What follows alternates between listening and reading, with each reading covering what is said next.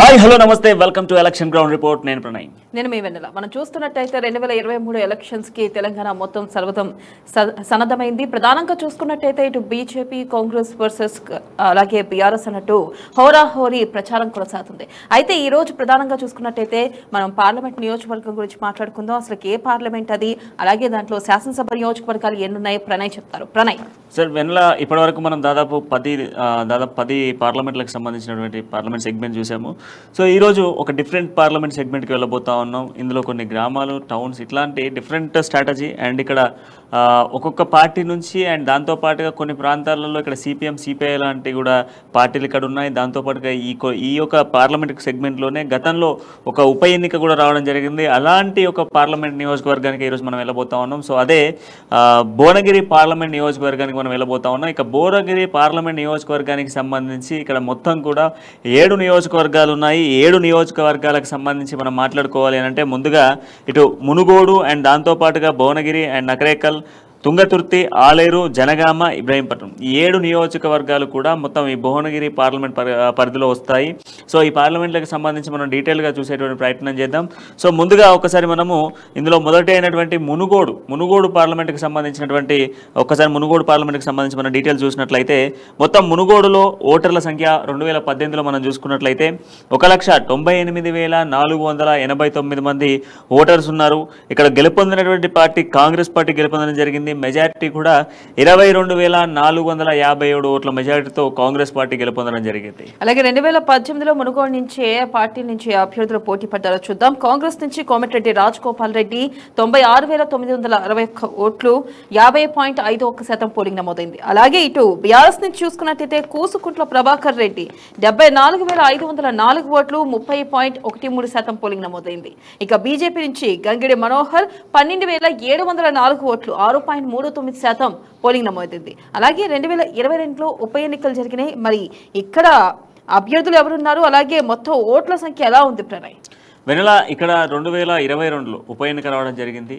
So గతంలో మునుగోడు నియోజకవర్గానికి సంబంధించి ఉప ఎన్నికగా మనందరికీ తెలుసు. సో 2022లో జరిగినటువంటి ఈ ఉప ఎన్నికకు సంబంధించి ఇక్కడ కూడా పోటాపోటీ పడ్డది.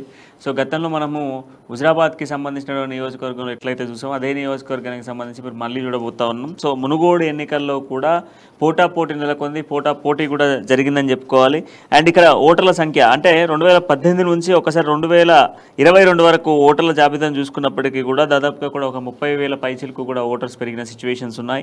అందులో ప్రధానంగా మనం చూసుకుంటే 2022లో మొత్తం ఓటర్ల సంఖ్య 2,25,885 మంది ఓటర్స్ ఉన్నారు. అండ్ ఇక్కడ గెలుపొందినటువంటి పార్టీ బీఆర్ఎస్ పార్టీ గెలుపొందడం జరిగింది. మెజారిటీ 10,309 ఓట్ల మెజారిటీతో గెలుపొందడం జరిగింది. అలాగే మనం చూసుకున్నట్టయితే 2022లో ఏ పార్టీ నుంచి ఏ అభ్యర్థులు పోటీ పడ్డారో చూద్దాం. బీఆర్ఎస్ నుంచి కూసుకుంట్ల ప్రభాకర్ రెడ్డి 97,006 ఓట్లు, 42.95% పోలింగ్ నమోదైంది. అలాగే ఇక బీజేపీ నుంచి కోమటిరెడ్డి రాజగోపాల్ రెడ్డి 86,697 ఓట్లు, 38.38% పోలింగ్ నమోదైంది. అలాగే కాంగ్రెస్ నుంచి పాల్వాయి శ్రవంతి 23,906 ఓట్లు, 10.58% పోలింగ్ నమోదైంది. అలాగే చూసుకున్నట్టయితే ఇక 2023లో ఓటర్ల సంఖ్య ఎలా ఉంది, అలాగే ఇక్కడ గతంతో పోలిస్తే ఈసారి ఓటర్ల సంఖ్య పెరిగిందా, ఎలా ఉంది ప్రణయ్? యశ్వనిలా గతంతో పోల్చుకుంటే దాదాపుగా కూడా మళ్ళీ ఇక్కడ ఓటర్ల జాబితా పెరిగిన సిచ్యువేషన్స్ ఉన్నాయి. సో 2023కు సంబంధించిన మొత్తం ఓటర్ల సంఖ్య మనం ఒకసారి చూసుకున్నట్లయితే 2,40,093 మంది ఓటర్స్ మొత్తంగా ఉన్నారు. అండ్ దీంట్లో పురుష ఓటర్లకు సంబంధించి మనం చూసుకుంటే 1,20,817, మహిళా ఓటర్లకు సంబంధించి 1,19,267 మంది మహిళా ఓటర్స్ ఉన్నారు. అలాగే మనం చూసుకున్నట్టయితే ఇక 2023లో ఏ పార్టీ నుంచి ఏ అభ్యర్థులు పోటీ పడ్డారో చూద్దాం. ఇక బీఆర్ఎస్ నుంచి చూసుకున్నట్టయితే కూసుకుంట్ల ప్రభాకర్ రెడ్డి, కాంగ్రెస్ నుంచి రాజగోపాల్ రెడ్డి, బీజేపీ నుంచి చలమల కృష్ణారెడ్డి పోటీ పడుతున్నారు. అయితే మనం ప్రధానంగా చూసుకున్నట్టయితే గతంతో పోలిస్తే అంటే 2 సార్లు ఈ ప్రాంతానికి ఒకసారి ఉప ఎన్నిక జరిగింది. అంటే దాదాపు 2 సార్లు అభ్యర్థులు మారారు. ఈసారి మరి ఎవరు గెలిచే అవకాశాలు ఉన్నాయో ఒకసారి మనం శ్రీనివాస్ని అడిగి తెలుసుకుందాం.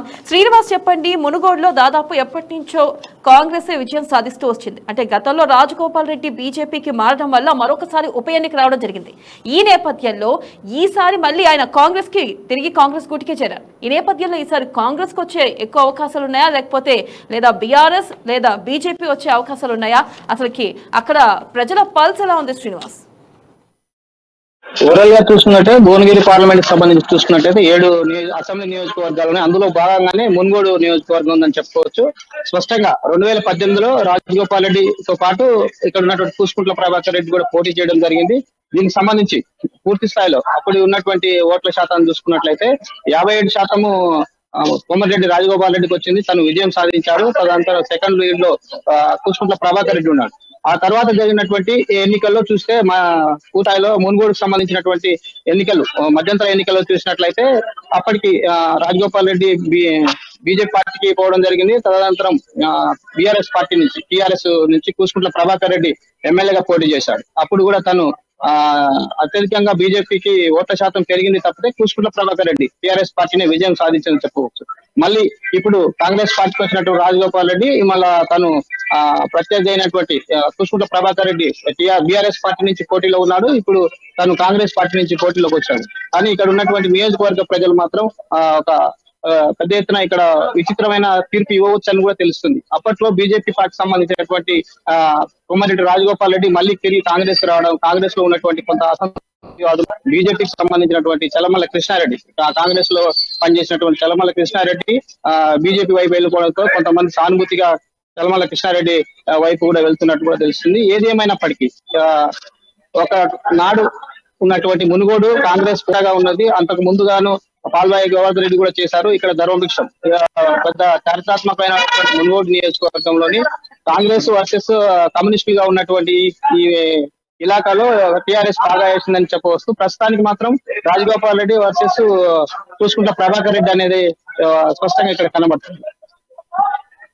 ఇప్పటికీ కాంగ్రెస్ కి సంబంధించి మనం మాట్లాడుకుంటే గతంలో అనేక సందర్భాలలో కాంగ్రెస్ పార్టీని మునుగోడు గడ్డపై గెలిపించడం జరిగింది. అండ్ దాంతోపాటుగా గతంలో బీఆర్ఎస్ అండ్ బీజేపీకి తగ్గ 4 మునుగోడు ఉప ఎన్నికల్లో ఉంది. ఈ నేపథ్యంలో మళ్ళీ రాజగోపాల్ రెడ్డి బీజేపీ పార్టీ నుంచి నేరుగా మళ్ళీ ఏదైతే సొంత గూటికే చేరుకున్నారో కాంగ్రెస్ గూటికి చేరుకున్న సిచ్యువేషన్స్ ఉన్నాయి. సో కాంగ్రెస్ గూటికి చేరుకున్నటువంటి రాజగోపాల్ రెడ్డిని గతంలో 2-3 సార్లు కూడా ఆయనను గెలిపించడం జరిగింది.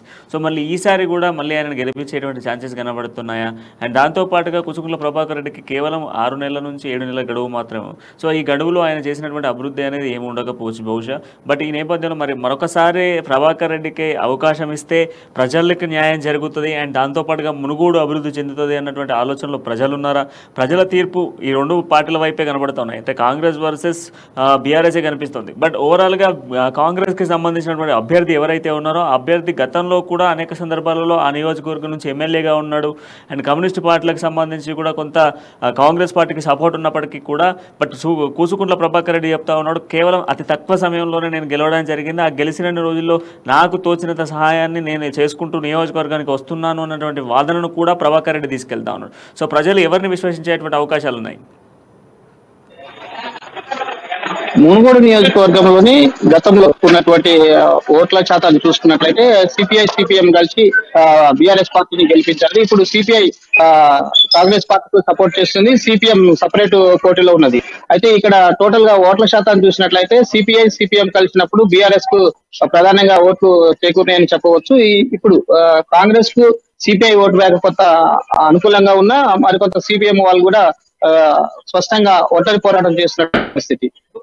ఇప్పుడు జరిగే ఎన్నికల్లో మాత్రం ఖచ్చితంగా కాంగ్రెస్ వర్సెస్ బీఆర్ఎస్ అనేది చెప్పవచ్చు. ఏది ఏమైనప్పుడు కొంత తేడాతోటే కాంగ్రెస్ గెలుస్తుందని కూడా ఇక్కడ స్పష్టంగా అర్థమవుతుంది. రైట్, ఒకసారి మనము భువనగిరి నియోజకవర్గానికి వెళ్దాం. సో భువనగిరి నియోజకవర్గానికి సంబంధించి 2018లో మొత్తం ఓటర్ల జాబితాను అండ్ ఇక్కడ ఉన్నటువంటి డీటెయిల్స్ని ఒకసారి చూసేటువంటి ప్రయత్నం చేద్దాం వెళ్ళా. సో 2018లో ఇక్కడ భువనగిరి నియోజకవర్గానికి సంబంధించి మొత్తం ఓటర్ల సంఖ్య 2,02,230 మంది ఓటర్స్ ఉన్నారు. అండ్ ఇక్కడ గెలుపొందినటువంటి పార్టీ బీఆర్ఎస్ పార్టీ గెలుపొందడం జరిగింది. అండ్ మెజారిటీ కూడా మనం చూసుకున్నట్లయితే దాదాపుగా కూడా 24,063 ఓట్ల మెజారిటీతో బీఆర్ఎస్ పార్టీ గెలుపొందడం జరిగింది. అలాగే 2018లో ఏ పార్టీ నుంచి ఏ అభ్యర్థులు పోటీ పడ్డారు చూద్దాం. ఇక బీఆర్ఎస్ నుంచి పైల శేఖర్ రెడ్డి 85,476 ఓట్లు 49.34% పోలింగ్ నమోదైంది. అలాగే కాంగ్రెస్ నుంచి కుంభం అనిల్ రెడ్డి 61,413 ఓట్లు 35.45% పోలింగ్ నమోదైంది. అలాగే యువ తెలంగాణ పార్టీ నుంచి జిట్టా బాలకృష్ణారెడ్డి 13,427 ఓట్లు 7.75% పోలింగ్ నమోదైంది. ఇక మనం చూసుకున్నట్టయితే 2023లో ఓటర్ల సంఖ్య ఎలా ఉంది ప్రణయ్? ఇలా 2023కు సంబంధించి మనం ఒకసారి మొత్తం ఓటర్ల జాబితాను చూస్తే ఇక్కడ మొత్తం ఓటర్ల సంఖ్య 2,10,000 16,801 ఓటర్స్ కనబడుతూ ఉన్నారు. అండ్ ఇక్కడ పురుష ఓటర్లకు సంబంధించి మనం మాట్లాడుకుంటే 1,12,7 మంది పురుష ఓటర్స్ ఉంటే 1,473 మంది మహిళా ఓటర్స్ ఉన్నారు. అలాగే 2023లో ఏ పార్టీ నుంచి ఏ అభ్యర్థులు పోటీ పడుతున్నారో చూద్దాం. ఇక బీఆర్ఎస్ నుంచి పైల శేఖర్ రెడ్డి, కాంగ్రెస్ నుంచి కుంభం అనిల్ కుమార్ రెడ్డి, ఇక బీజేపీ నుంచి గూడూరు నారాయణ రెడ్డి పోటీ పడుతున్నారు. అయితే ఇక భువనగిరి నుంచి శ్రీనివాస్, భువనగిరి నియోజకవర్గానికి సంబంధించి ఈసారి ఓట్ల తీర్పు ఏ విధంగా ఉండబోతోంది, ఓటర్ల తీర్పు ఏ విధంగా ఉండబోతుంది? అండ్ ప్రధానంగా మనం చూసుకున్నట్లయితే ఇక్కడ గతంలో ఇచ్చినటువంటి అభ్యర్థులకు ఆల్మోస్ట్ వాళ్ళే ఉన్నారు. బట్ ఒక బీజేపీకి సంబంధించి మాత్రమే అభ్యర్థి మార్పులు చేర్పులు అయితే కనిపిస్తూ ఉన్నాయి. అంటే గతంలో కాంగ్రెస్ పార్టీకి సంబంధించినటువంటి అభ్యర్థి కుంభం అనిల్ కుమార్ రెడ్డి ఉన్నాడు. అండ్ దాంతోపాటుగా పైల శేఖర్ రెడ్డికి సంబంధించిన టికెట్ అలాగే ఉంది. బట్ ఈసారి మాత్రం నారాయణ రెడ్డికి బీజేపీ టికెట్ ఇవ్వడం జరిగింది. ఎందుకంటే జిట్టా మొన్ననే పార్టీ మారిన నేపథ్యంలో టికెట్ మారింది అని చెప్పుకోవచ్చు. బట్ ఇప్పుడున్న సిచ్యువేషన్స్లో భువనగిరి నియోజకవర్గ ప్రజలు 2 సార్లు బీఆర్ఎస్ పార్టీకి అవకాశం కల్పించారు. సో జరిగినటువంటి అభివృద్ధి ఎంత, జరగాల్సింది ఎంత, సో ఇప్పుడు ప్రజలు ఎవరికి తీర్పు ఇచ్చేటువంటి అవకాశాలు ఉన్నాయి? ఈసారి అంటే రాష్ట్ర వ్యాప్తంగా కాంగ్రెస్ ఫ్లోట్ ఉంది. ఈ నేపథ్యంలో భువనగిరి పార్లమెంట్ అంతా కూడా కొంత కాంగ్రెస్కి మంచి ర్యాపో ఉన్నటువంటి ప్రాంతం. సో ఆ ఇంపాక్ట్ భువనగిరి కాన్స్టిట్యున్సీ పైన కూడా పడేటువంటి అవకాశాలు ఉన్నాయి. శ్రీనివాస్, ఓవరాల్ గా చూసుకున్నట్లయితే భువనగిరి గత 2 దఫాలుగా పైల శేఖర్ రెడ్డి టిఆర్ఎస్ పార్టీ నుంచి గెలవడం జరిగింది. గతంలో ఇక్కడ నుంచి కూడా కాంగ్రెస్ పార్టీ ప్రధానంగా ఉన్నటువంటి ఈ నియోజకవర్గంగా చెప్పుకోవచ్చు. ఇక్కడ కొండ లక్ష్మణ్ బాపూజీ గారు కూడా ఇక్కడ కాంగ్రెస్ పార్టీ నుంచి పోటీ చేసి గెలిచారు. అంతకు ముందు ఉన్నటువంటి ఉమ్మడి నల్గొండ జిల్లాలో ఉన్నప్పటి నుంచి పోటీలో పెద్ద ఎత్తున కాంగ్రెస్ కోట అని కూడా చెప్పవచ్చు. తెలంగాణ ఏర్పడిన తర్వాత బీఆర్ఎస్ పార్టీ సంబంధించినటువంటి పైల శేఖర్ రెడ్డి 2 దఫాలు చేశారు. గతంలో చూసినట్లయితే 2018లో కూడా పైల శేఖర్ రెడ్డి వర్సెస్ కుంభం అనిల్ కుమార్ కాంగ్రెస్ పార్టీ అభ్యర్థి మధ్యనే పోటీ నెలకొనడం జరిగింది. ఇప్పుడు చూసినట్లయితే 2023లో చూసినట్లయితే కుంభం అనిల్ కుమార్ కొంత పార్టీకి మారి మళ్ళీ తిరిగి కాంగ్రెస్ పార్టీకి వచ్చారు. సంబంధించినటువంటి క్యాడర్ లో కూడా నూతన ఉత్తేజం వచ్చినట్టు కూడా చెప్పవచ్చు. గతంలో చేసినటువంటి అభివృద్ధి పనులే కాకుండా ఇక్కడ కొంత కుంభం అనిల్ కుమార్ రెడ్డి గారు కార్యకర్తలని నూతన ఉత్తేజం తెచ్చినట్టు కనబడుతుంది. గతంలో 2 దఫాలు గెలిచినటువంటి పైల శేఖర్ రెడ్డి మీద ఇక్కడ కొన్ని అవినీతి ఆరోపణలు కూడా వెల్లువెత్తున్నటువంటి పరిస్థితి. 2 దఫాలు గెలిచినటువంటి పైల శేఖర్ రెడ్డి అభివృద్ధి నామమాత్రంగా చేశారు. కేవలం బీఆర్ఎస్ పార్టీకి సంబంధించినటువంటి వాళ్ళకే సంబంధించినటువంటి స్కీములు కానీ ఇక్కడ ఉన్నటువంటి అనేక సంక్షేమ పథకాలు వాళ్ళకే ఇచ్చారని ప్రజల్లో పెద్ద ఎత్తున విమర్శలు కూడా వెల్లువెత్తున్నటువంటి పరిస్థితి. ఏది ఏమైనప్పటికీ భువనగిరిలోని ఈసారి కుంభం అనిల్ కుమార్ సంబంధించినటువంటి గతంలో చూస్తే 10% తోటి కుంభం అనిల్ కుమార్ ఓడిపోవడం జరిగింది. ఈసారి వర్సెస్ సిపిఐ కూడా వీళ్ళకు అనుకూలంగా ఓట్లు ఉన్నాయి కాబట్టి వీళ్ళ ఓట్లకు సంబంధించిన శాతం పెరిగే అవకాశం ఉంది. కుంభం అనిల్ కుమార్ వర్సెస్ పైల శేఖర్ రెడ్డి మధ్యనే ఉంటుందని స్పష్టంగా చెప్పవచ్చు. చూసుకున్నట్టయితే శ్రీనివాస్, ఇక్కడ కాంగ్రెస్ కి భువనగిరి అనేది ఒక కంచుకోటలాగా చెప్పుకోవచ్చు. ఇటు రాజగోపాల్ రెడ్డి కానీ, కోమటిరెడ్డి వెంకటరెడ్డి కానీ అక్కడ హవా ఉన్న నేతలు. ఈ నేపథ్యంలో మరి కాంగ్రెస్ పై వీరిద్దరి నేతల ప్రభావం ఎంత మేరకు ఉండే అవకాశం ఉందంట? గతంలో రాజగోపాల్ రెడ్డి అయితేనేమి, ఇక్కడ కోమరెడ్డి వెంకరెడ్డి అయితేనేమి ప్రస్తుతం ఎంపీగా ఉన్నారు. కోమరెడ్డి వెంకరెడ్డి, రాజగోపాల్ రెడ్డి కూడా ఇక్కడ ఇదే ప్రాంతం నుంచి ఎంపీగా గెలవడం జరిగింది. వారి సంబంధించినటువంటి ఫాలోవర్స్ అయితేనేమి ఆ నియోజకవర్గాల్లో భువనగిరి పార్లమెంట్ లో ఉన్నటువంటి నియోజకవర్గాల్లో భువనగిరి పార్లమెంట్ లో కాంగ్రెస్ పార్టీ పెద్ద ఎత్తున వీళ్ళది పట్టుందని స్పష్టంగా చెప్పవచ్చు. వీళ్ళతో పాటు ఇక్కడ ఉన్నటువంటి కాంగ్రెస్ క్యాడర్ కూడా గతంలో ఒక 15-20 సంవత్సరాల క్రితం నుంచి కూడా ఇక్కడ కొండ లక్ష్మణ్ బాపూజీ ప్రధానంగా చూసినట్లయితే వాళ్ళు కాంగ్రెస్ పార్టీ ప్రధానంగా ఈ నియోజకవర్గంలో ఎప్పటి నుంచో వాళ్ళు గెలుపొందడం జరిగింది. తదనంతరం మాధవరెడ్డి ఇక్కడ ప్రధానంగా టీడీపీ నుంచి మాధవరెడ్డి తర్వాత కొంత కాంగ్రెస్ పార్టీ వెనుక చేయడం జరిగింది. తదనంతరం తెలంగాణ వచ్చే ఉద్యమం తర్వాత శైలశేఖర్ రెడ్డి 2 దఫాల గెలవడం జరిగింది.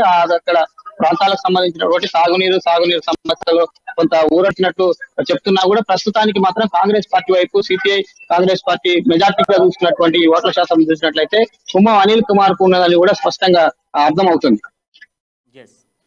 రైట్, ఒకసారి మనం నకరేకల్ నియోజకవర్గానికి వెళ్దాం. వల్ల ఇక్కడ ఈ నియోజకవర్గానికి సంబంధించి మనం కూడా ఒకసారి చూసుకుంటే 2018 మొత్తం ఓటర్ల జాబితాను అండ్ దాంతోపాటుగా ఫుల్ డీటెయిల్స్ ఒకసారి చూస్తే 2018లో ఇక్కడ మొత్తం ఓటర్ల సంఖ్య 2,02,230 మంది ఓటర్స్ ఉన్నారు. అండ్ ఇక్కడ గెలుపొందినటువంటి పార్టీ గతంలో కాంగ్రెస్ పార్టీ గెలుపొందడం జరిగింది.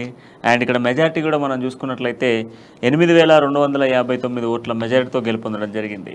అలాగే ఇక్కడ చూసుకున్నట్టయితే 2018లో ఏ పార్టీ నుంచి ఏ అభ్యర్థులు పోటీ పడ్డారో చూద్దాం. ఇక కాంగ్రెస్ నుంచి చిరుమతి లింగయ్య 93,699 ఓట్లు, 46.33% పోలింగ్ నమోదైంది. అలాగే బీఆర్ఎస్ నుంచి వేముల వీరేశం 85,440 ఓట్లు, 42.25% పోలింగ్ నమోదైంది. ఇక ఎస్ఎఫ్బి నుంచి దుబ్బ రవికుమార్ 10,833 ఓట్లు, 5.13% పోలింగ్ నమోదైంది. ఇక 2023లో ఓటర్ల సంఖ్య ఎలా ఉంది ప్రణయ్?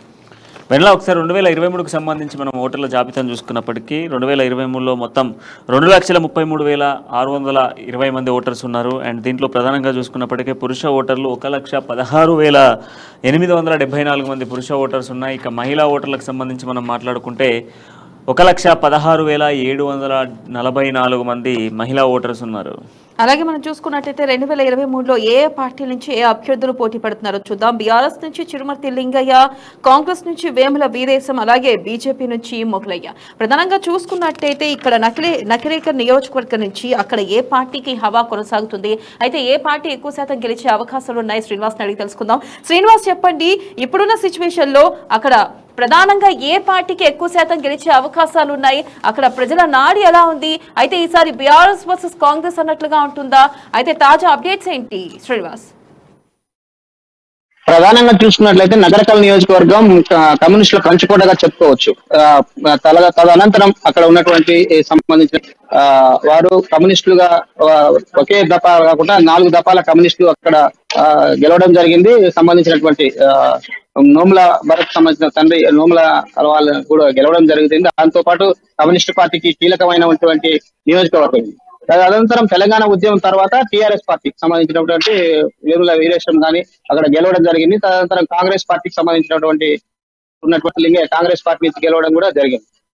ప్రధానంగా చూసుకుంటే ఓవరాల్ గా చూసుకుంటే కమ్యూనిస్ట్ ప్రభావం ఉన్నది. తదనంతరం తెలంగాణ ఉద్యమంలో తెలంగాణ రాష్ట్ర సమితి వైపు ఉన్నట్టుగా స్పష్టంగా కనబడుతుంది. ఇప్పుడు చూసుకున్నట్లయితే వేముల వీరేశం కాంగ్రెస్ పార్టీ నుంచి పోటీ చేస్తున్నారు. ప్రధానంగా వాళ్ళ సిపిఐ కూడా వాళ్ళకు సపోర్ట్ లో ఉన్నది కాబట్టి ప్రధాన సిపిఎం పార్టీ ఇక్కడ కూడా వేరే వాళ్ళు ఇండివిజువల్ గా సహకరించడం లేదు. సిపిఐ పార్టీ సిపిఎం కు సంబంధించినటువంటి వేరువేరుగా పోటీ చేస్తున్న క్రమంలో కాంగ్రెస్ పార్టీ వేముల వీరేశానికి ప్రధాన మద్దతు ఉన్నటువంటి సిపిఐ ఓట్ బ్యాంక్ ఉన్న ప్రాంతంలో కాంగ్రెస్ కి తో పాటు టిఆర్ఎస్ ప్రధానంగా చూసినట్లయితే కాంగ్రెస్ పార్టీ నుంచి వచ్చినటువంటి లింగయ్య కూడా ఇక్కడ వాళ్ళ ఓట్ల శాతం కూడా పెద్దగా బీఆర్ఎస్ కు అనుకూలంగా లేదని కూడా స్పష్టంగా కనబడుతుంది. ఓవరాల్ గా చూసినట్లయితే నగరంలో వేముల వీరేశానికి కమ్యూనిస్టులతో కలిసి ఉన్నటువంటి వ్యక్తి కాబట్టి అతనికి అనుకూలంగా ఉందని స్పష్టంగా కనబడుతుంది. శ్రీనివాస్, గతంలో నగరికల్ నియోజకవర్గానికి మీరు అన్నట్టుగా కమ్యూనిస్టుల కంచుకోటగా ఉంది. దాదాపు కమ్యూనిస్ట్ పార్టీల గడ్డపై గెలిచిన సిచ్యువేషన్స్ కూడా ఉన్నాయి. బట్ తెలంగాణ ఏర్పాటు తర్వాత ఇటు కాంగ్రెస్ పార్టీ నుంచి గెలిచినటువంటి చిరుమూర్తి ఏదైతే లింగయ్య, ఆయనకు టికెట్ అయితే లాస్ట్ టైం 2018లో ఆయన కాంగ్రెస్ పార్టీ అభ్యర్థిగా ఉన్న నేపథ్యంలో కాంగ్రెస్ పార్టీలో గెలిచి బీఆర్ఎస్ పార్టీకి కండువా కప్పుకున్నాడు. ఆ తర్వాత ఈయన కండువా కప్పుకున్న వెంటనే వేముల వీరేశం బీఆర్ఎస్ పార్టీకి రాజీనామా చేసి కాంగ్రెస్ పార్టీలో చేరాడు. సో ఇప్పుడు కాంగ్రెస్ పార్టీలో చేరినటువంటి వీరేశాన్ని నమ్మేటువంటి అవకాశాలు ఉన్నాయా, లేదా లింగయ్యని నమ్మేటువంటి అవకాశాలు ఉన్నాయా? దాంతోపాటుగా చిరుమూర్తి లింగయ్య 2018 నుంచి ఇప్పటి వరకు నగరికల్ నియోజకవర్గంలో చేసినటువంటి అభివృద్ధి ఎంత, అభివృద్ధిని చేసుకొని దాంతోపాటుగా ఇప్పుడు కాంగ్రెస్లకు సంబంధించి కంచుకోటగా ఉన్నటువంటి కమ్యూనిస్ట్ పార్టీలు కూడా ఇటు ఒక పార్టీ ఇండిపెండెంట్గా పోటీ చేస్తే ఇంకొక పార్టీ కాంగ్రెస్కి సపోర్టెడ్గా ఉంది. సో ఇప్పుడు కంచుకోటగా ఉన్నటువంటి ఈ కమ్యూనిస్టుల ప్రభావం ఎవరిపై పడేటువంటి అవకాశాలు ఉన్నాయి? సో వేముల వీరేశానికి మద్దతుగా నిలబడేటువంటి ఛాన్సెస్ ఏమైనా కనిపిస్తూ ఉన్నాయా?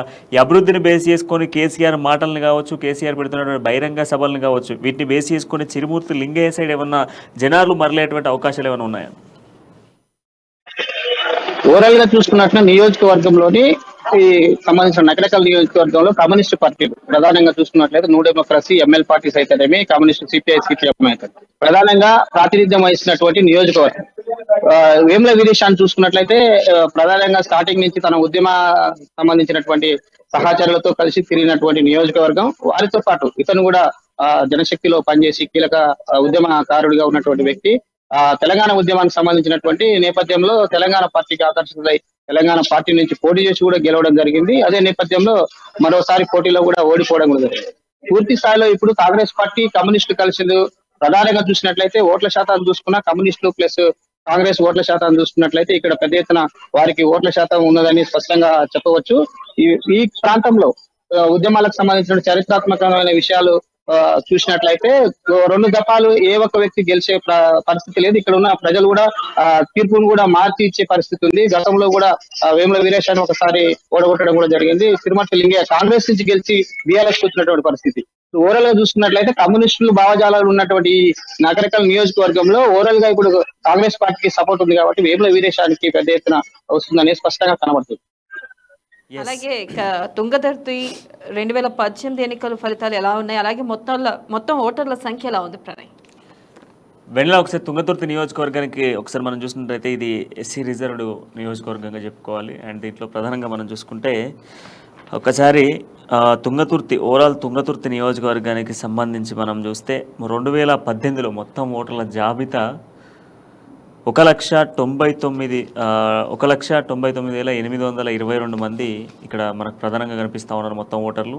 అండ్ ఇక్కడ గెలుపొందినటువంటి పార్టీ బీఆర్ఎస్ పార్టీ గెలుపొందడం జరిగింది.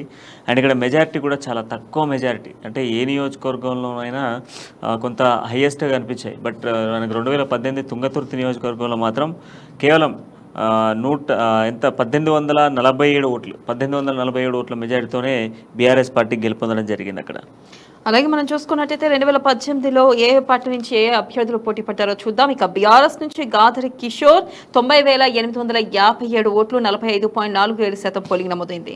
అలాగే కాంగ్రెస్ నుంచి అద్దంకి దయాకర్ 89,010 ఓట్లు 44.54% పోలింగ్ నమోదైంది. ఇక స్వతంత్ర అభ్యర్థి బడే అనిల్ 3,729 ఓట్లు 1.87% పోలింగ్ నమోదైంది. అలాగే ఇక 2023లో ఎన్నికలు ఓటర్ల సంఖ్య ఎలా ఉంది, అలాగే పురుష ఓటర్లు ఎంత, మహిళా ఓటర్ల సంఖ్య ఎలా ఉంది ప్రణయ్? వెన్నెల ఒకసారి 2023కు సంబంధించి మనం ఓటర్ల జాబితాను మనం చూసుకున్నట్లయితే 2,00,000 మొత్తం ఓటర్ల సంఖ్య 2,35,349 మంది ఓటర్స్ ఉన్నారు. అండ్ దీంట్లో మహిళా ఓటర్లకు సంబంధించి మనం చూసుకుంటే 1,16,774 మంది మనకు కనబడతా ఉన్నారు. ఇక పురుష ఓటర్లకు సంబంధించి మనం చూసుకున్నట్లయితే 1,18,600 మంది పురుష ఓటర్స్ కూడా ఇక్కడ మనకు కనిపిస్తున్నాయి. అలాగే ఇక 2023లో ఏ పార్టీ నుంచి ఏ అభ్యర్థులు పోటీ పడుతున్నారో చూద్దాం. బీఆర్ఎస్ నుంచి గాథరి కిషోర్, ఇక కాంగ్రెస్ నుంచి మందుల శామ్యుయల్, ఇక బీజేపీ నుంచి కడియం రామచంద్రయ్య. అయితే ప్రధానంగా చూసుకున్నట్టయితే మీరు అన్నట్టు గతంలో వీళ్ళకి చాలా తక్కువ ఓట్ల మెజార్టీతో కాంగ్రెస్ వర్సెస్ బీఆర్ఎస్ అన్నట్టు కొనసాగింది. బీఆర్ఎస్ గెలుపొందడం జరిగింది.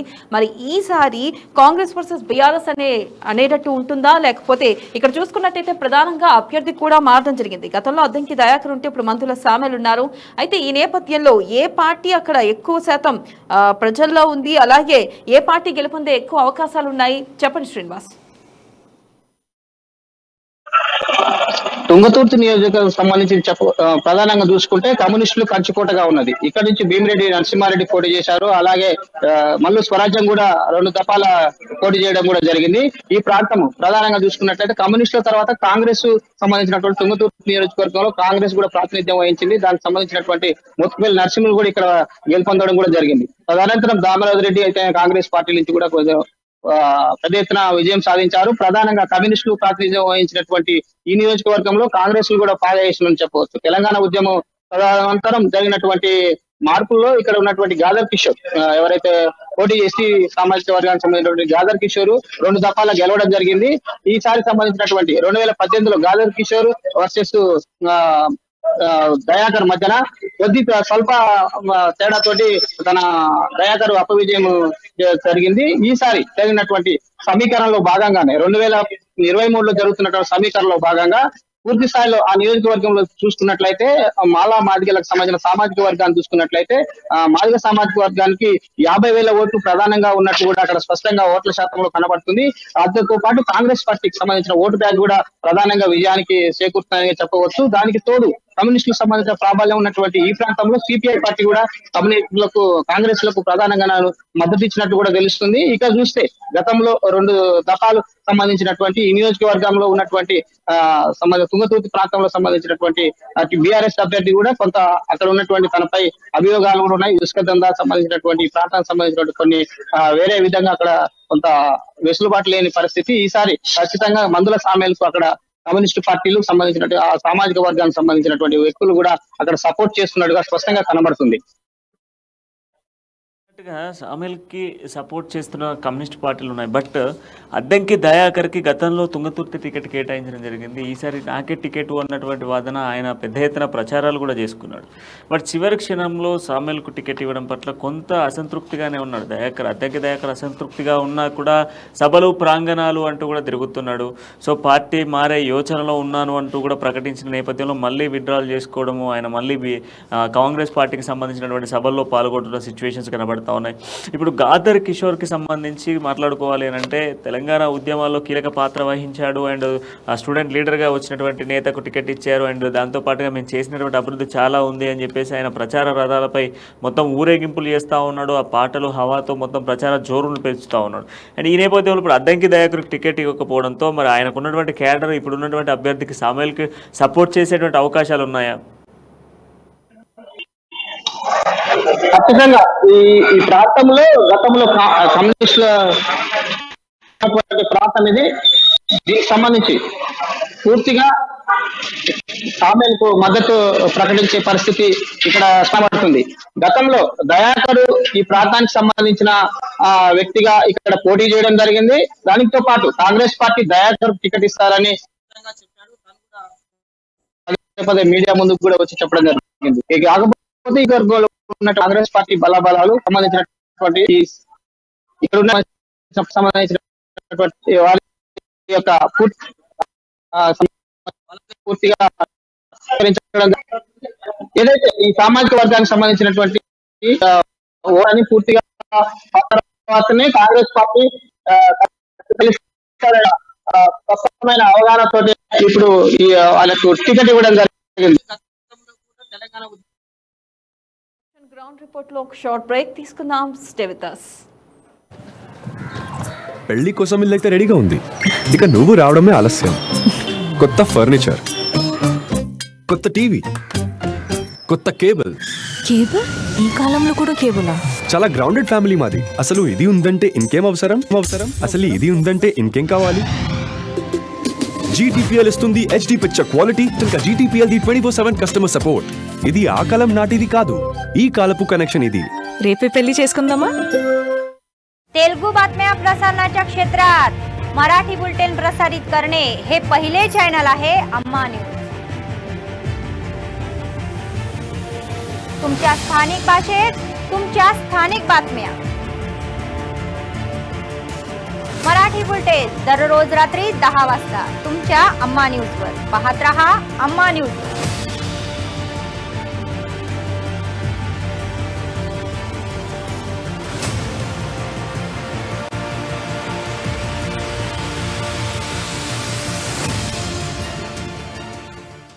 సమరానికి మోగిన సైరన్,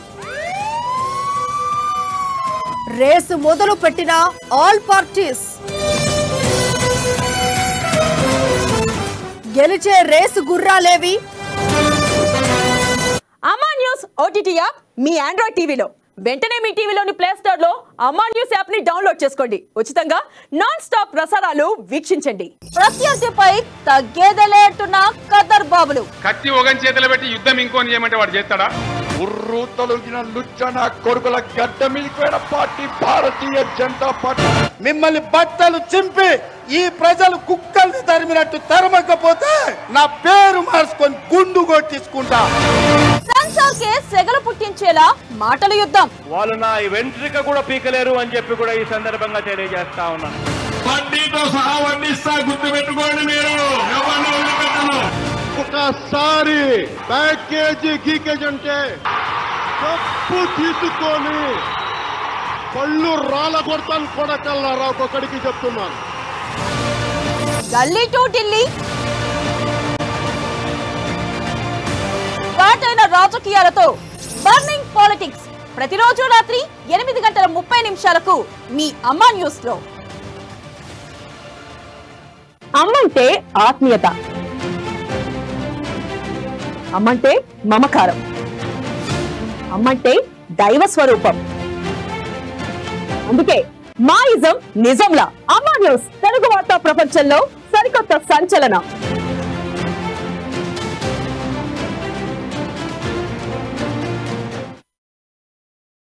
వెల్కమ్ బ్యాక్. అలాగే ఇక ఆలేరు నియోజకవర్గంలో 2018లో ఎంత శాతం ఓటర్ల సంఖ్యలో ఉంది ప్రణయ్? ఒకసారి ఆలేరు నియోజకవర్గానికి సంబంధించి మనం మాట్లాడుకుంటే వెన్నెల, ఈ ఆలేరు నియోజకవర్గంలో ఇక్కడ మనకు ప్రధానంగా చూసుకున్నప్పటికీ ఓటర్ల సంఖ్యతో పాటుగా అండ్ ఇక్కడ పెద్ద ఎత్తున కూడా గొంగిడి ఫ్యామిలీ అంతా కూడా ఇక్కడ ప్రాతినిధ్యం వహించిన సిచ్యువేషన్స్ ఉన్నాయి. అండ్ ఇక్కడ మోరోవర్ మనం మాట్లాడుకుంటే ఆలేరు నియోజకవర్గానికి సంబంధించి 2018లో మొత్తం ఓటర్ల జాబితాను మనం చూద్దాం ఒకసారి. మొత్తం ఓటర్ల జాబితా 1,91,480 మంది ఓటర్స్ ఇక్కడ ప్రధానంగా ఉన్నారు. అండ్ ఇక్కడ గెలుపొందినటువంటి పార్టీ బీఆర్ఎస్ పార్టీ గెలుపొందడం జరిగింది. అండ్ దాంతోపాటుగా మెజారిటీ కూడా మనం చూసుకున్నట్లయితే 33,086 ఓట్ల మెజారిటీతో బీఆర్ఎస్ పార్టీ గెలుపొందడం జరిగింది. అలాగే 2018లో ఏ పార్టీ నుంచి ఏ అభ్యర్థులు పోటీ పడ్డారో చూద్దాం. బీఆర్ఎస్ నుంచి గొంగిడి సునీతారెడ్డి 94,870 ఓట్లు 49.55% పోలింగ్ నమోదైంది. ఇక కాంగ్రెస్ నుంచి భిక్షమయ్య గౌడ్ 61,784 ఓట్లు 32.27% పోలింగ్ నమోదైంది. ఇక బీఎస్పీ నుంచి కల్లూరి రామచంద్రారెడ్డి 11,983 ఓట్లు 6.23% పోలింగ్ నమోదైంది. అలాగే ఇటు చూసుకున్నట్టయితే 2023 ఎన్నికల్లో మొత్తం ఓటర్ల జాబితా ఎలా ఉంది ప్రణయ్? వెనలో ఒకసారి 2023కు సంబంధించినటువంటి పూర్తి డీటెయిల్స్ మనం చూద్దాం. 2023లో మొత్తం ఓటర్ల జాబితా 2,16,464 మంది ఓటర్స్ ఉన్నారు. అండ్ దీంట్లో ప్రధానంగా పురుష ఓటర్లకు సంబంధించి 1,09,103 ఓటర్స్ పురుషులుంటే, మహిళా ఓటర్లకు సంబంధించి 1,07,352 మంది మహిళా ఓటర్స్ ఉన్నారు. అలాగే 2023లో ఏ పార్టీ నుంచి ఏ అభ్యర్థులు పోటీ పడుతున్నారో చూద్దాం. ఇక బీఆర్ఎస్ నుంచి గొంగిడి సునీతారెడ్డి, కాంగ్రెస్ నుంచి బీర్ల ఐలయ్య, బీజేపీ నుంచి పడాల శ్రీనివాస్. ప్రధానంగా చూసుకున్నట్టయితే గతంలో ఉన్న అభ్యర్థి కేవలం బీఆర్ఎస్ నుంచి మాత్రమే గొంగిడి సునీతారెడ్డి మరొకసారి పోటీ చేయడం జరుగుతుంది. ఈసారి కాంగ్రెస్ నుంచి అలాగే బీజేపీ నుంచి కాంగ్రెస్ అభ్యర్థి మారుగా బీజేపీ నుంచి పడాల శ్రీనివాస్ పోటీలో ఉన్నారు. అయితే ఇక్కడ ఆలేరు నుంచి ఏ పార్టీ గెలిచే అవకాశాలు దాదాపుగా కనిపిస్తున్నాయి శ్రీనివాస్? ప్రధానంగా చూసుకున్నట్టయితే గతంలో బీఆర్ఎస్ కి కాంగ్రెస్ కి మధ్య దాదాపు 33,000 ఓట్ల తేడా ఉంది. మరి ఈసారి బీఆర్ఎస్ వర్సెస్ కాంగ్రెస్ అనేటట్టు ఉంటుందా, లేకపోతే ప్రధానంగా ఇక్కడ కాంగ్రెస్ గెలుపొందే అవకాశాలు కనిపిస్తున్నాయా? చెప్పండి శ్రీనివాస్. ఓవరాల్ గా ఆలేరు నియోజకవర్గం చూసినట్లయితే మొట్టమొదటిగా కమ్యూనిస్టుల కంచుకోటగా చెప్పవచ్చు. ఆరుట్ల కమలాదేవి, రావి నారాయణ రెడ్డి ప్రాతినిధ్యం వహించినటువంటి ఈ నియోజకవర్గం ఉన్న ఉమ్మడి నల్గొండ జిల్లాలోనే కూడా భువనగిరి పార్లమెంట్ లో ఉన్న నియోజకవర్గాలు అతిపెద్ద నియోజకవర్గంగా చెప్పవచ్చు. ఇది ప్రధానంగా చూసుకున్నట్లయితే రావి నారాయణ రెడ్డి, ఆరుట్ల కమలాదేవి ప్రాతినిధ్యం వహించినటువంటి ఈ కమ్యూనిస్టుల కోటగా చెప్పినటువంటి ఈ తదనంతరం కమ్యూనిస్టులు ఏలినటువంటి గడ్డగా కూడా చెప్పుకోవచ్చు. తదనంతరం కమ్యూనిస్టులు ఉన్నటువంటి ఉద్యమ నేపథ్యంలో జరుగుతున్నటువంటి అక్కడ ఒత్తిళ్ల వల్ల కాంగ్రెస్ పార్టీ ప్రాతినిధ్యం వహించినట్టు చెప్పవచ్చు. ఈ ప్రాంతం నుంచి కూడా మోత్కుపల్లి నరసింహులు కూడా ఎమ్మెల్యేగా ఉన్నారు. ఇక్కడ తదనంతరం జరిగినటువంటి తెలంగాణ ఉద్యమంలో భాగంగా జరిగినటువంటి మార్పుల్లో అక్కడి నుంచి ఎవరైతే భిక్షమయ్య గౌడ్ ఉన్నారో ఒకసారి కాంగ్రెస్ పార్టీ నుంచి గెలవడం జరిగింది. తదనంతరం 2 దఫాల గొంగిడి సునీతా మహేందర్ గారు కూడా ప్రాతినిధ్యం వహిస్తున్నారు. ఇప్పుడు ప్రస్తుతానికి మాత్రం ఇక్కడ చూసినట్లయితే 2018లో చూసినట్లయితే భిక్షమయ్య గౌడ్ సంబంధించినటువంటి గొంగిడి సునీతా మహేందర్ మధ్యన పోటీ పెద్ద ఎత్తున ఉన్నది. భిక్షమయ్య గౌడ్ కాంగ్రెస్ పార్టీ నుంచి ఓడిపోవడం జరిగింది. బీఆర్ఎస్ పార్టీ నుంచి గొంగిడి సునీతా మహేందర్ గారు పోటీలో ఉన్నారు, గెలుపొందడం కూడా జరిగింది. ఇప్పుడు చూసినట్లయితే బీఆర్ఎస్ పార్టీ నుంచి గొంగిడి సునీతా మహేందర్ గారు ఉన్నారు, కాంగ్రెస్ బీజేపీ పార్టీ నుంచి కోడుమల్ గారు ఉన్నారు. అయితే పూర్తి స్థాయిలోని కమ్యూనిస్టులు ప్రభావం ఉన్నటువంటి ఈ నేపథ్యంలో ఇక్కడ ఉన్నటువంటి పూర్తి స్థాయిలో కాంగ్రెస్ పార్టీగా కొన్ని ప్రాతినిధ్యం వహించారు. మోత్కుపల్లి నరసింహులు ఉన్నప్పుడు కూడా టీడీపీ కూడా ఇక్కడ ప్రాతినిధ్యం వహించినటువంటి పరిస్థితి. ప్రస్తుతానికి చూసినట్లయితే Congress party versus BRS party 2 దఫాల ఇక్కడ పోటీలో ఉన్నది, ప్రాతినిధ్యం వహించినది. సంబంధించినటువంటి ఎవరైతే గొంగిడి సునీతా మహేందర్ రెడ్డి వాళ్ళు ఇక్కడ పెద్ద ఎత్తున ఈ 2 దఫాలు గెలిచినప్పుడు అభివృద్ధి చేశామని వారు చెప్తున్నా కూడా ఇక్కడ టోటల్ గా చూసినట్లయితే భిక్షమయ్య గౌడ్ ఇక్కడ కాంగ్రెస్ పార్టీ నుంచి బీసీ సామాజిక వర్గం నుంచి భిక్షమయ్య గౌడ్ గారు గెలవడం జరిగింది. అదే విధంగా మళ్ళా ఈ 2 దఫాల ఏదైతే 9 సంవత్సరాల మధ్య కాలంలో పూర్తి స్థాయిలోనే గొంగిడి సునీతా మహేందర్ రెడ్డి గారు బీఆర్ఎస్ పార్టీని గెలిచిందని స్పష్టంగా చెప్పవచ్చు. ఈసారి సంబంధించినటువంటి ఓట్ల శాతాన్ని చూసినట్లయితే బీసీ సామాజిక వర్గం నుంచి యాదవ కుర్మ సంబంధించినటువంటి సామాజిక వర్గానికి కాంగ్రెస్ పార్టీ సీటు కేటాయించింది. ఇక్కడ ఉన్నటువంటి బీఆర్ఎస్ సంబంధించినటువంటి కాంగ్రెస్ పార్టీ మధ్యనే పోటీ ఉంటుందని స్పష్టంగా చెప్పవచ్చు. ఒకసారి శ్రీనివాస్, ఇంకొక పాయింట్ ఏంటంటే ఇప్పుడు గొంగిడి సునీతకు కొత్త అక్కడ రియల్ ఎస్టేట్ గ్రాప్స్ కావచ్చు, లేకపోతే ఆమె కొంతకాలంగా అక్కడ ఉన్నటువంటి అన్ని పార్టీలకు సంబంధించిన వాళ్ళని కూడా ఆమె బీఆర్ఎస్ పార్టీలకు లాగడం జరిగింది. బట్ ఈ నేపథ్యంలో బీర్లా ఐలేకు టికెట్ ఇవ్వడము అండ్ ఇక్కడ పెద్ద ఎత్తున కాంగ్రెస్ పార్టీకి ప్లస్ పాయింట్ అని కూడా తెలుస్తుంది. అండ్ బీర్లా ఐలేకు పెద్ద ఎత్తున కూడా గ్రామాలలో పెద్ద ఎత్తున సపోర్ట్స్ ఉన్నాయి. అండ్ దాంతోపాటుగా ప్రతి గ్రామాన ఆయనకు సంబంధించినటువంటి వర్గీయులు ఉన్నారు అన్నటువంటి వాదనలు కూడా వినబడుతుంది. ఇక మరోవైపు పడాల శ్రీనివాస్కి సంబంధించి కూడా శ్రీనివాస్ బీజేపీ పార్టీ ఒక సిద్ధాంతాల పార్టీ అంటూ కూడా మొదటి నుంచి ఆ పార్టీ కోసం పనిచేస్తున్నాను అని చెప్పేసి ఆయన ఒక స్ట్రాటజీతో ప్రజల్లోకి వెళ్తాను. ఇప్పుడు గొంగిడి సునీత మేము చేసినటువంటి డెవలప్మెంట్ అప్పుడు ఎట్లుంది ఇప్పుడు ఎట్లుంది అనేటువంటి యాంగిల్లో తను వెళ్తుంది. ఎందుకంటే ఎగ్జాంపుల్గా యాదగిరిగుట్టను తీసుకొని ఆమె ఒక శాంపిల్ వీడియోను బయటకు రిలీజ్ చేస్తూ కూడా ప్రజల్లోకి వెళ్తారు. ఇప్పుడు ప్రజలు నిజంగా డెవలప్మెంట్ జరిగింది అని అనుకుంటున్నారా, లేదా బీర్లా ఐలేకు అవకాశం ఇవ్వాలి అని అనుకుంటున్నారా? ఇప్పుడున్నటువంటి కమ్యూనిస్ట్ భావజాలతో పాటుగా కమ్యూనిస్ట్కి కంచుకోటగా ఒకప్పుడు ఆలేరు, మీరు అన్నట్టుగా పెద్ద ఎత్తున కమ్యూనిస్ట్ భావాలు అంతా కూడా ఆలేరులోనే ఉంది. సో అలాంటి ఆలేరు నియోజకవర్గంలో 2023 ఎన్నికల్లో నిలిచేటువంటి పార్టీ ఏంటి, గెలిచే పార్టీ ఏంటి? అసలు స్పష్టంగా చెప్పవచ్చు, గతంలో కోమారెడ్డి వెంకరెడ్డి ఎంపీగా పోటీ చేసినప్పుడు అక్కడ ఉన్నటువంటి సిపిఐ పార్టీ సంబంధించింది కూడా పోటీలో ఉన్నది జరిగింది. భువనగిరి పార్లమెంట్ ప్రధానంగా ఓట్ల శాతం చూసుకున్నట్టయితే ఆలేరు నియోజకవర్గం నుంచే మెజార్టీ వచ్చిందని కూడా చెప్పవచ్చు. ప్రస్తుతానికి ఇప్పుడు ఆలేరు నియోజకవర్గంలో చూసినట్లయితే పూర్తి స్థాయిలో కాంగ్రెస్ పార్టీ గతంలో భిక్షమయ్య గౌడ్ గెలిచారు. అక్కడ ఉన్నటువంటి ఓట్ల శాతం కూడా అక్కడ కాంగ్రెస్ పార్టీకి స్పష్టంగా ఉందని చెప్పవచ్చు. తదనంతరం 2 దఫాల గెలిచినటువంటి గొంగిడి సునీత గారు కూడా అక్కడ ఉన్నట్టు ఒక రియల్ ఎస్టేట్ వ్యాపారాన్ని కానీ అక్కడ ఉన్నట్టు కొంతమంది స్థానికులను కొంత భయభ్రాంతులకు గురి చేసినట్లు కూడా స్పష్టంగా అక్కడ గతంలో కూడా అక్కడ ఎన్నికలలో జరిగిన నేపథ్యంలో ఇప్పుడు కూడా అక్కడ స్పష్టంగా బీఆర్ఎస్ పార్టీని వ్యతిరేకించి కాంగ్రెస్ లో కూడా వచ్చి స్పష్టంగాను వాళ్ళ బీర్లా ఐలేకు మద్దతు తీసుకున్నారు. ఇక్కడ స్పష్టంగా కాంగ్రెస్ గెలవడానికి ప్రధాన కారణం ఏంటంటే సిపిఐ ప్రధానంగా ఉన్నటువంటి ఈ నియోజకవర్గంలో ఓట్ల శాతం ప్రధానంగా ఉన్నది. ప్రధానంగా కాంగ్రెస్ పార్టీ సిపిఐ కలుస్తున్న ప్రధానంగా బీర్లా ఐలేకు ముగ్గు ఉన్నది కూడా స్పష్టంగా కనబడుతుంది. ఈ నియోజకవర్గంలో ప్రాతినిధ్యం వహించిన కాంగ్రెస్ పార్టీ, ఇక్కడ ఇదే నియోజకవర్గంలో ప్రాతినిధ్యం వహించినటువంటి కమ్యూనిస్ట్ పార్టీలు కలిసిన వల్ల ఈ భువనగిరి ఆలేరు నియోజకవర్గంలో కమ్యూనిస్ట్ పార్టీలకు సంబంధించినటువంటి మద్దతుతో ఇక్కడ ఉన్నటువంటి బీర్లా ఐలేకు కాంగ్రెస్ పార్టీకి గెలిచొచ్చు అనేది స్పష్టంగా ఇక్కడ అర్థమవుతుంది. ఒకసారి మనము జనగామ నియోజకవర్గానికి వెళ్దాం. సో తెలంగాణ ఏర్పడిన తర్వాత ఇది ప్రత్యేక జిల్లాగా కూడా ఏర్పడింది. అండ్ అప్పట్లో ఉమ్మడి వరంగల్ జిల్లాగా ఉన్నప్పటికీ భువనగిరి పార్లమెంట్ పరిధిలో జనగామ ఉంది. అండ్ ఈ జనగామకు సంబంధించి మనం ఒకసారి 2018 మొత్తం ఓటర్ల జాబితాను అండ్ దాంతోపాటుగా గెలుపొందినటువంటి పార్టీ డీటెయిల్స్ చూద్దాం. ఇలా ఒకసారి 2018లో ఇక్కడ మొత్తం ఓటర్ల సంఖ్య 1,81,468 మంది మొత్తం ఓటర్స్ ఉన్నారు. అండ్ ఇక్కడ గెలుపొందినటువంటి పార్టీ బీఆర్ఎస్ పార్టీ గెలుపొందడం జరిగింది. అండ్ దాంతోపాటు ఇక్కడ మెజారిటీ కూడా మనం చూసుకున్నప్పటికీ 29,568 ఓట్ల మెజారిటీతో బీఆర్ఎస్ పార్టీ గెలుపొందడం జరిగింది. అలాగే ప్రధానంగా చూసుకున్నట్టయితే ఇటు బీఆర్ఎస్ నుంచి చూసుకుంటే ముత్తిరెడ్డి యాదగిరి రెడ్డి గెలుపొందారు. అయితే 91,592 ఓట్లు, 50.47% పోలింగ్ నమోదైంది. అలాగే కాంగ్రెస్ నుంచి పొన్నాల లక్ష్మయ్య 62,024 ఓట్లు, 34.18% పోలింగ్ నమోదైంది. ఇక ఎస్ఎఫ్బి నుంచి లక్ష్మణ్ భీమా 10,031 ఓట్లు, 5.53% పోలింగ్ నమోదైంది. 2023లో ఓటర్ల సంఖ్య ఎలా ఉంది ప్రణయ్? నిజంగా ఒకసారి 2023కు సంబంధించి మనం మొత్తం ఓటర్ల జాబితాను చూసుకున్నట్లయితే 2,20,708 మంది మొత్తం ఓటర్స్ ఉన్నారు. అండ్ దీంట్లో పురుష ఓటర్లకు సంబంధించి మనం మాట్లాడుకుంటే 1,10,185 మంది పురుష ఓటర్లు ఉంటే ఇక్కడ మహిళా ఓటర్లకు సంబంధించి 1,10,512 మంది మహిళా ఓటర్స్ ఉన్నారు.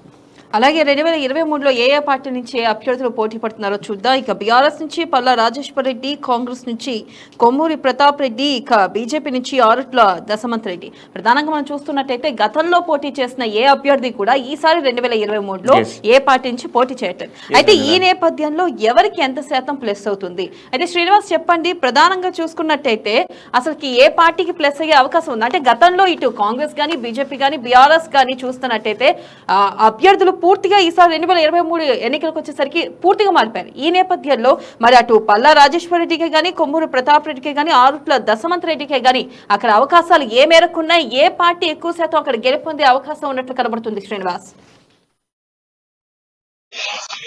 ఓవరాల్ గా జనగామ నియోజకవర్గాన్ని తీసుకున్నసారిగా ఇది ఆలేరు నియోజకవర్గంలో కమ్యూనిస్టు ప్రాధాన్యత తీసుకున్నటువంటి కాన్స్టిట్యున్సీలోనే కలిసి ఉన్నది. తెలంగాణ సంబంధించినటువంటి ఏర్పాట్లో భాగంగా ఈ 9 సంవత్సరాలలో అక్కడ మార్పులో భాగంగానే అక్కడ సంబంధించినటువంటి ఎవరైతే ఉన్నారో వాళ్ళ బీఆర్ఎస్ పార్టీ అభ్యర్థి గెలవడం కూడా జరిగింది. దానికి సంబంధించి కాంగ్రెస్ సంబంధించినటువంటి కొన్నాళ్ళ కూడా సెకండ్ లీడ్ లో ఉండి ఓడిపోవడం కూడా జరిగింది.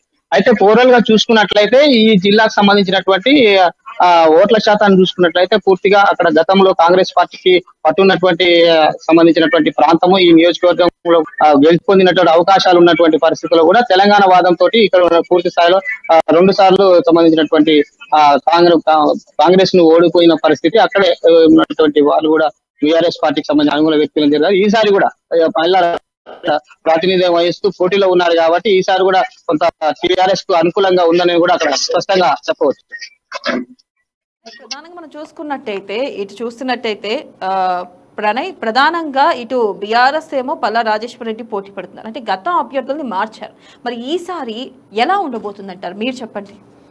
ఎస్ వెన్ల, జనగామ నియోజకవర్గానికి సంబంధించి మనం మాట్లాడుకుంటే జనగామ నియోజకవర్గంలో గతంలో ముత్తిరెడ్డి యాదగిరి రెడ్డి ఇక్కడ ప్రాతినిధ్యం వహించడం జరిగింది. ముత్తిరెడ్డి యాదగిరి రెడ్డికి సంబంధించి మొన్న తుల్జా భవానీ రెడ్డి అంటే ముత్తిరెడ్డి యాదగిరి రెడ్డి కూతురు కొంత కాంట్రవర్సీ చేసినటువంటి నేపథ్యంలోనే, కొన్ని కబ్జాలు చేశాడు అన్నటువంటి ఆరోపణల నేపథ్యంలోనే తుల్జా భవానీ రెడ్డి చేసినటువంటి ఆరోపణల మేరకు కొంత ముత్తిరెడ్డిని కొంత సైలెన్స్గా ఉంచితేనే కొంతవరకు బెటర్ అన్నటువంటి నేపథ్యంలోనే ఆయన టికెట్ని అయితే హోల్డ్ చేయడం జరిగింది.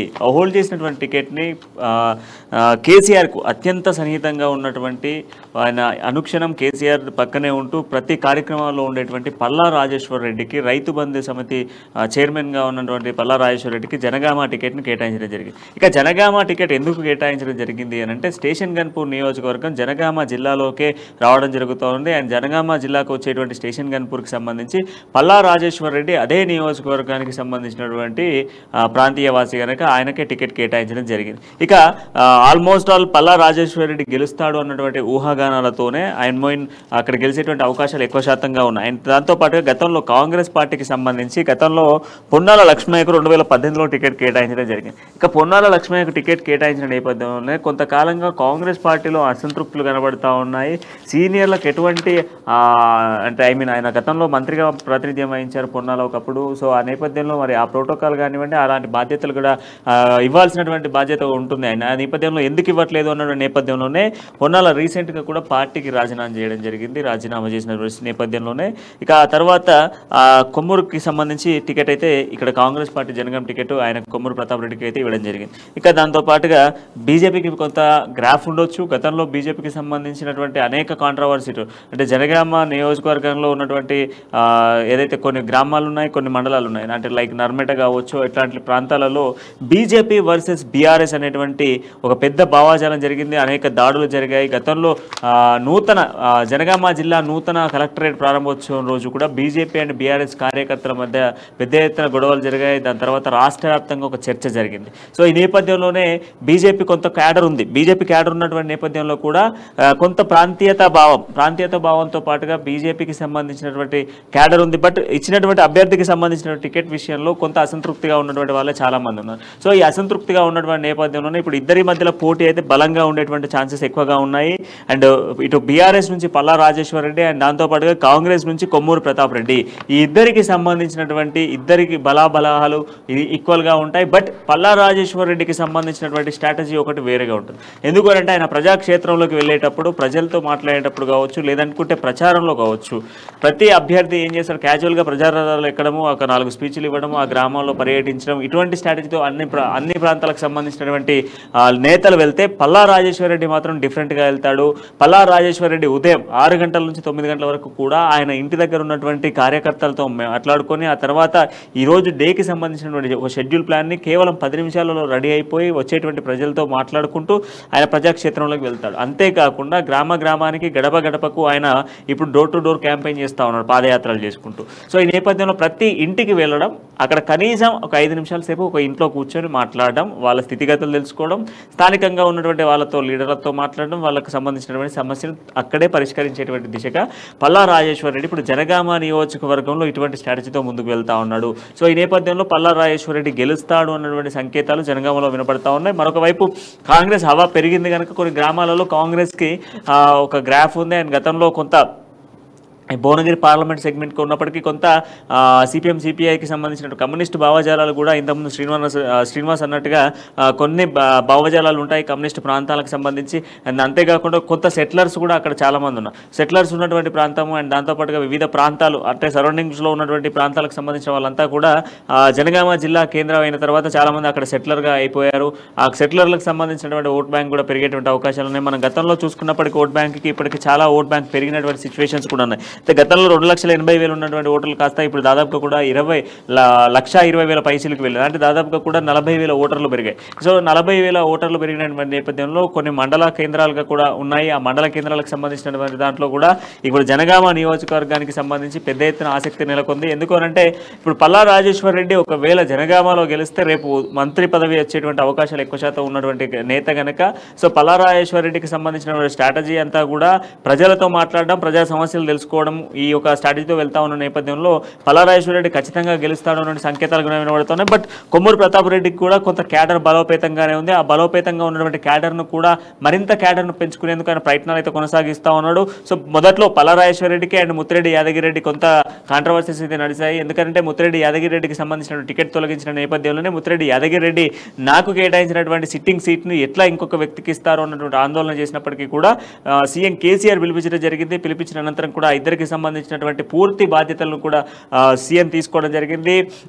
ఎక్కడైతే ముత్తిరెడ్డికి సంబంధించినటువంటి ఒక సముచిత స్థానాన్ని కల్పిస్తాము, ఖచ్చితంగా కూడా పార్టీలో మీరు కొనసాగాలి, ఇప్పుడు ఎవరైతే అభ్యర్థిని మనం ప్రకటించామో అభ్యర్థిని గెలుపు దిశగా కూడా మీరు పనిచేయాలి అని చెప్పేసి సీఎం కేసీఆర్ చెప్పినటువంటి నేపథ్యంలో అప్పటి నుంచి పల్లా రాజేశ్వర రెడ్డితో పాటుగా ముత్తిరెడ్డి యాదగిరి రెడ్డి కూడా ప్రచారంలో జోరుగా వెళ్తా ఉన్నారు. అండ్ దాంతోపాటుగా మొన్నటి వరకు పక్కనే ఉన్నటువంటి నియోజకవర్గం అదే జనగామ జిల్లాకు వచ్చేటువంటి స్టేషన్ గన్పూర్ నియోజకవర్గ ఎమ్మెల్యే అభ్యర్థిగా గతంలో ఎమ్మెల్యేగా ఉన్నటువంటి తాటికొండ రాజయ్య కూడా పల్లా రాజేశ్వర రెడ్డికి సంబంధించిన ప్రచార రథంలో పాల్గొంటా ఉన్నారు, ప్రచారంలో కొనసాగుతూ ఉన్నారు. సో ఓవరాల్గా ఆ జిల్లాలో ఉన్నటువంటి చాలా మంది నేతలు కూడా పల్లా రాజేశ్వర రెడ్డితో ప్రయాణం కొనసాగిస్తున్న నేపథ్యంలో ఈ నియోజకవర్గానికి సంబంధించి కొంత 50-50 ఛాన్స్ అని చెప్పుకోవడానికి అయితే ఆస్కారం ఉంది. బట్ ఎట్టకేలకు మాత్రం పల్లా రాజేశ్వర రెడ్డి గెలుస్తాడు అన్నటువంటి వాదనలు అయితే ఖచ్చితంగా కనిపిస్తా ఉన్నాయి వెనల. అలాగే ప్రణయ్ 2018లో ఇబ్రహీంపట్నం నుంచి ఎవరు గెలుపొందారు, అలాగే ఓటర్ల సంఖ్య ఎలా ఉంది?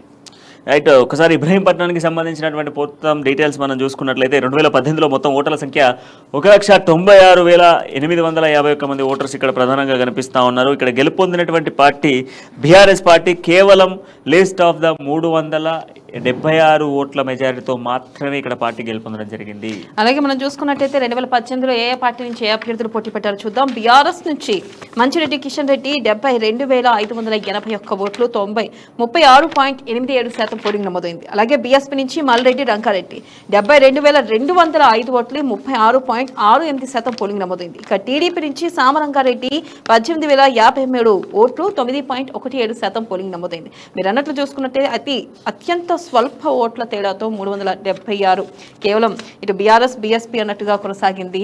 అలాగే ఇప్పుడు చూసుకున్నట్టయితే ఓటర్ల సంఖ్య ఎలా ఉంది ప్రణయ్ 2023లో?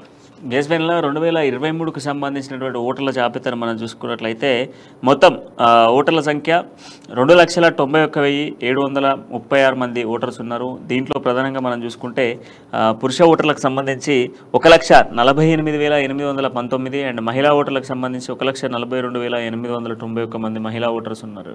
అలాగే చూసుకున్నట్టయితే ఏ పార్టీ నుంచి 2023లో ఏ అభ్యర్థులు పోటీ పడ్డారో చూద్దాం. ఇక బీఆర్ఎస్ నుంచి మంచిరెడ్డి కిషన్ రెడ్డి, అలాగే కాంగ్రెస్ నుంచి మల్రెడ్డి రంగారెడ్డి, బీజేపీ నుంచి నోముల దయానంద్ గౌడ్. అయితే ప్రధానంగా చూసుకున్నట్టయితే ప్రణయ్ గతంలో ఎవరైతే బీఎస్పీ పార్టీ నుంచి పోటీ పడ్డారో ఆ అభ్యర్థి మారడం వల్ల అంటే కాంగ్రెస్ పార్టీకి పార్టీ మార్పు వల్ల మళ్ళీ మల్రెడ్డి రంగారెడ్డి ఈసారి కాంగ్రెస్ నుంచి పోటీ చేయడం జరుగుతుంది.